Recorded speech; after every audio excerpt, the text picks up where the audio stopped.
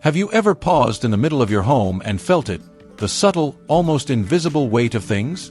Not the laughter of family or the echo of cherished moments, but the quiet burden of objects that have crept into your life over decades. They sit there, unnoticed at first, an old chair you don't sit in, a drawer stuffed with papers you'll never read, a shelf bowing under trinkets you can't quite part with. As the years roll by, it's so easy to let this clutter build, layer upon layer, until your home feels less like a refuge and more like a storage unit for a life you're not sure you're still living. But here's a truth worth holding on to. Before you reach your later years, let's say before you turn 65, there are certain household items you must release. This isn't just about sweeping out the corners or carving out a little extra space. It's about something bigger, something deeper. It's about peeling away the excess to uncover a home that feels like a warm embrace, one that's lighter, simpler, and truly aligned with who you are now. Decluttering isn't about losing pieces of yourself. It's about rediscovering them. It's about trading chaos for calm, guilt for grace, and heaviness for a freedom you might not even realize you've been missing. Today, we're embarking on a journey together. We'll walk through 6 specific things in your home that might be holding you back more than you know. Things you've clung to out of habit, sentiment, or fear of letting go.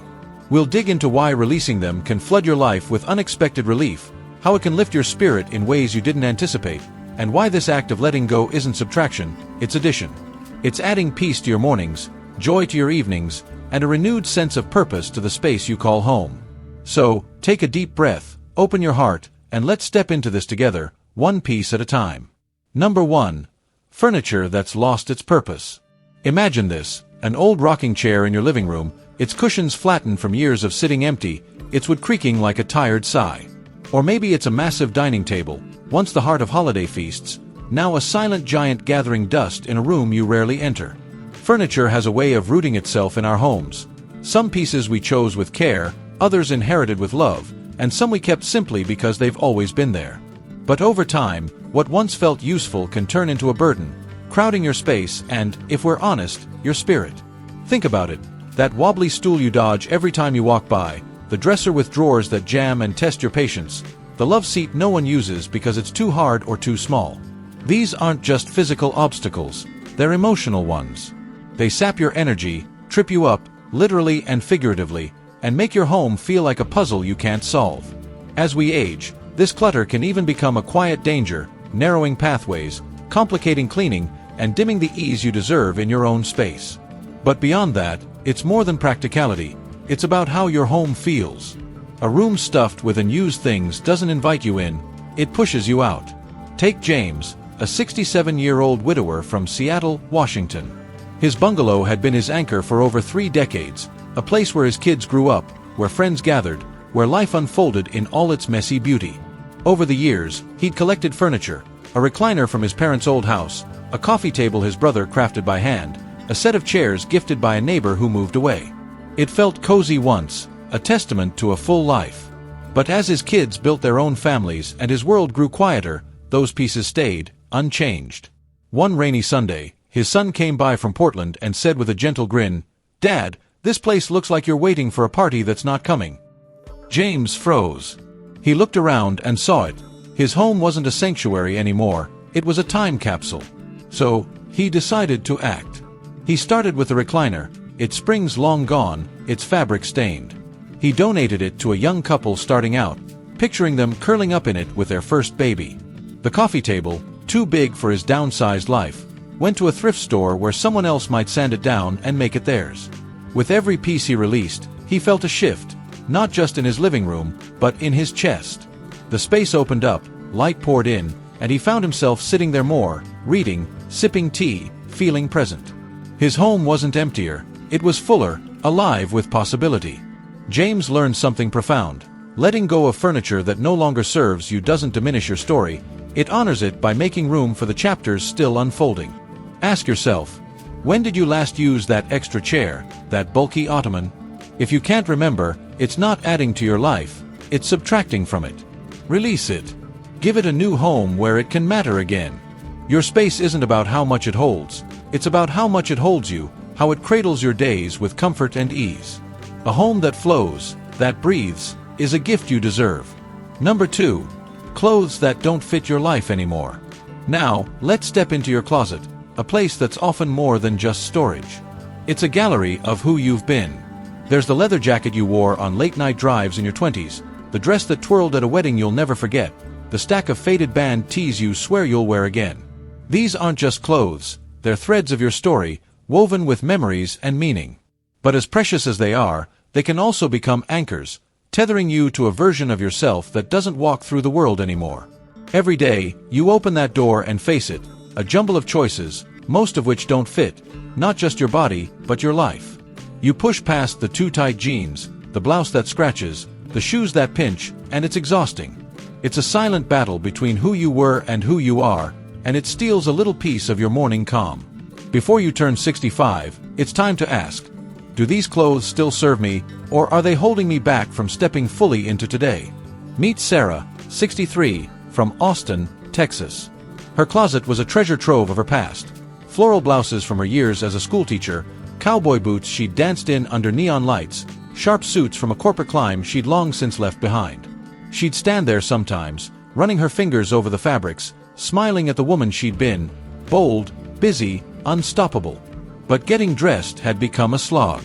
She'd sift through the chaos, feeling a pang of guilt for not wearing that skirt, a twinge of sadness for the boots she couldn't squeeze into anymore. One blistering summer day, she hit her limit. She yanked everything out, spread it across her bed like a quilt of her life, and faced it head-on. There were tears, she won't deny it. That skirt hadn't fit in 12 years, but it reminded her of her first date with her husband. Those boots carried the rhythm of wild nights. But as she sorted, keepers, donations, goodbyes, she saw something else. She didn't need the skirt to feel his love. She didn't need the boots to dance in her heart. She kept what she wore and loved, soft jeans, breezy tops, and let the rest go. She drove bags to a shelter, imagining a young woman slipping into those boots, kicking up dust with her own story. Sarah's closet shrank, but her world grew. Mornings became simple, joyful. She wasn't losing her past. She was giving her present room to shine. Open your closet. Pick up that sweater, those slacks. Does it fit your body, your soul? If it's been years, if it's more memory than utility, let it go. You're not erasing who you were. You're embracing who you are. And the beauty of it, someone else might find joy in what you release. A wardrobe that reflects you now is a daily love letter to yourself. Simple, honest, freeing. Number 3. Expired meds and forgotten toiletries. Let's move to the bathroom now. That cabinet or drawer you rarely think about until you're digging for something. What's in there? A bottle of aspirin from a decade ago, a half-used tube of cream you didn't like, a sunscreen faded from a vacation you barely recall? These things slip in quietly, piling up like forgotten promises, and before you know it, they've taken over. Expired medications aren't just clutter, they're a gamble. They lose their strength, or worse, turn risky, sitting there like ticking clocks you don't hear. Keeping them, just in case, feels smart. But if you need relief, you deserve something current, safe, prescribed for the you of today, not a relic from a past ailment. And those toiletries, that lotion you meant to finish, the cologne you stopped wearing, they're not harmless. They expire too, turning into potential irritants, cluttering your routine with things that don't even work anymore. This isn't just about space, it's about trust, safety, and giving yourself what you truly need. David, 66, from Boise, Idaho, thought he had it together. A retired mechanic, he kept his tools organized, his garage spotless. But one day, hunting for a bandage after nicking his hand, he opened his bathroom cabinet and froze. It was a mess: pills from a surgery in 2015, cough syrup he couldn't pronounce, a jar of moisturizer he'd bought on a whim and hated. He sank to the floor, laughing at the irony. A man who fixed engines couldn't fix this. Then he got serious. He checked dates, tossed the expired stuff, called his pharmacist about old prescriptions. By the end, his cabinet was sparse but purposeful: bandages, current meds, a fresh tube of ointment. He felt a surge of relief, like he'd reclaimed a corner of his life. No more guessing, no more risk, just clarity. Go look. If it's expired, ditch it, safely. If you haven't touched it in a year, you won't. Clear it out, and feel the quiet power of knowing what's left is reliable, ready, yours. It's not just tidying, it's caring for yourself, one small act at a time. Number 4. Papers that bury your peace. Now, let's tackle papers, those sneaky invaders that multiply when you're not looking. They're everywhere. Old bills on the counter, manuals for appliances you sold years ago, letters you meant to sort but never did. They stack up in drawers, spill from folders, hide in boxes labeled "to deal with later." But later never comes, and they sit there, a low hum of chaos you try to ignore. This isn't just about physical space, it's mental. Paper clutter is a thief, stealing your peace every time you can't find what you need. Digging through junk for a tax form feels like clawing through quicksand. Unopened mail on the table whispers that you're behind, even when you're not. Before 65, you owe it to yourself to take it back. Your time, your calm, your control. Emily, 64, from Raleigh, North Carolina, knew this too well. Her home office was a fortress of paper, receipts from the 90s, warranties for gadgets long gone, tax returns she'd kept just in case. She'd always been a planner, but this was chaos masquerading as order. One frantic afternoon, searching for a mortgage paper, she lost it, hours wasted, temper frayed. That night, she started sorting. She shredded old bills, scanned what mattered, recycled the rest. It took days, and she cried once, letting go of a love letter from her college boyfriend. But when she finished, her desk was clear, her files lean. She could breathe. She could think. It wasn't just paper she'd freed, it was herself. Sort your stacks. Keep the must-haves, legal docs, recent records. Shred the rest. Stop junk mail at the door. You'll feel lighter, sharper, unburdened. A clear desk is a clear mind, and you deserve both. Number 5. Kitchen clutter you don't need. Your kitchen, it's the heartbeat of your home, where coffee brews and stories simmer. But over time, it can turn into a junk drawer of its own. Chipped mugs you don't drink from, pans with handles loose, a bread maker you used once and forgot. These things don't make meals, they make messes, crowding your counters and your calm. Michael, 68, from Denver, Colorado, loved cooking. His lasagna was legendary. But his kitchen had become a war zone. 3 spatulas when one would do, a waffle iron he couldn't operate, plates stacked so high they teetered. One snowy day, reaching for a skillet and toppling a pile of lids, he snapped. He didn't want to fight his kitchen anymore. He went through it all, kept the essentials, donated the excess, tossed the broken. The next night, he made soup in a space that flowed. It wasn't just easier, it was joyful. He'd reclaimed his sanctuary. Check your cabinets. If it's unused, unloved, or redundant, let it go. A kitchen that works for you turns every meal into a small celebration. You don't need clutter to cook with love, just the right tools and a little room to breathe. Number 6. Sentimental items that hold you back. Finally, the toughest one, sentimental stuff.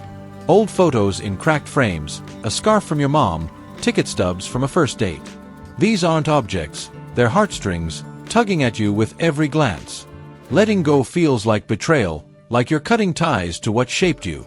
But when they pile up, they stop being treasures and start being chains. Anna, 69, from Savannah, Georgia, carried this weight. Her attic was a museum, letters from her late husband, her kids' finger paintings, souvenirs from trips with friends now gone. Moving to a condo forced her hand. She sifted through it all, sobbing over a note he'd left in her lunchbox decades ago. But she chose, a locket he gave her, a few letters, a photo book. She photographed the rest, then let it go, donated, recycled, released. Her new home felt warm, not heavy. She hadn't lost him, she'd set herself free to live with him in her heart, not her shelves. Pick your keepers, 3 things that spark joy. Let the rest go. You're not forgetting, you're honoring your past by living fully in your now. A home with less stuff but more love is the truest legacy. Decluttering before 65 isn't just about your house, it's about your soul. It's shedding what drags you down to lift what lights you up. What struck you today? Tell me below, I'm listening. If this stirred you, subscribe, share. Let's keep this going. Your home should hold you gently, and so should your life. See you soon.